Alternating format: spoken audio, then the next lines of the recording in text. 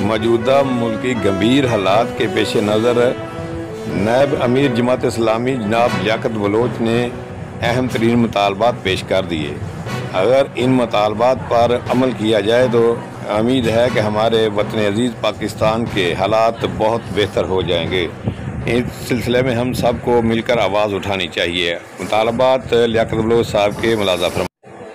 لیاقت بلوچ صاحب کا کہنا ہے کہ عوام دیوالیہ ہو رہے ہیں، حکومت اپنے انتظامی اخراجات میں 50% کمی لائے، فراہم کردہ مفت بجلی پٹرول پر پابندی لگائی جائے، زندگی کے امور سادگی سے سر انجام دیے جائیں، سرکاری گاڑی 1300 cc سے بڑی نہ ہو، تمام آفیسروں سے بڑی گاڑیاں واپس لی جائیں، ہفتہ بار میں صرف جمعہ کی چھٹی ہو اور قومی معاشیت کو سود سے پاک اسلامی معاشی نظام نافذ کیا جائے تاکہ ہمارے ملک کی حالات جو ہے نا صحیح پٹری پر آ سکیں۔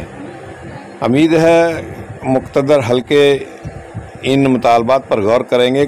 کوئی ذاتی یہ مطالبات نہیں ہے لیاقت بلوچ کے، یہ قومی آواز ہے۔ امید ہے اس سلسلہ میں قوم بھی سوچے گی۔